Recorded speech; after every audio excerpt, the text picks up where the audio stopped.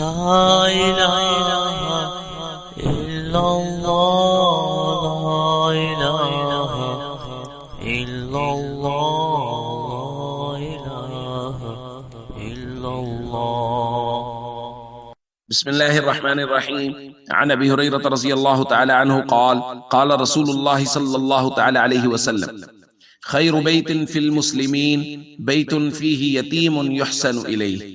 الحدیث رواہ ابن ماجہ۔ نبی کریم صلی اللہ علیہ وسلم نے ارشاد فرمایا، مسلمانوں کے گھروں میں سے بہترین گھر وہ ہے جس میں کوئی یتیم ہو اور اس کے ساتھ حسن سلوک کیا جائے۔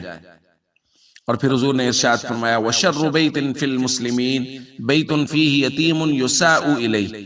اور مسلمانوں کے گھروں میں سے بدترین گھر وہ ہے جس کے اندر کوئی یتیم ہو اور اس یتیم کے ساتھ برا سلوک کیا جائے۔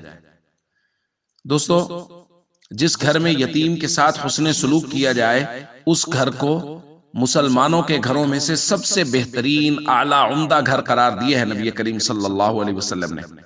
اس لیے جن کے گھروں میں تو کوئی یتیم بچہ ہے ان کو چاہیے وہ اس کے ساتھ حسن سلوک کریں۔ ظاہر ہے ان کی خیریت کی گارنٹی تو آقا صلی اللہ علیہ وسلم نے خود دی ہے۔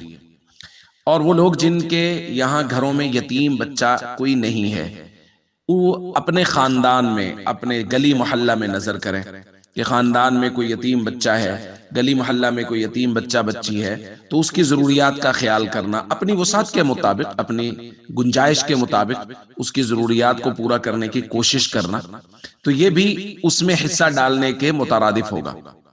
اور ایک بات کی وضاحت کرنا ضروری ہے کہ یتیم بچہ یا بچی یہ بالغ ہونے سے پہلے تک ہوتا ہے، یعنی شرعی طور پہ ان کو جو یتیم کہا جائے گا وہ اسی وقت ہوگا جب تک وہ بالغ نہیں ہوتے۔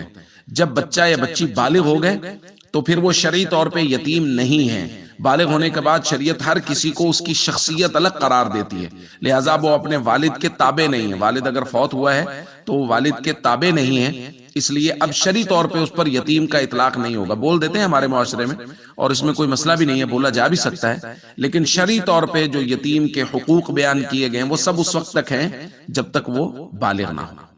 السلام علیکم ورحمۃ اللہ وبرکاتہ۔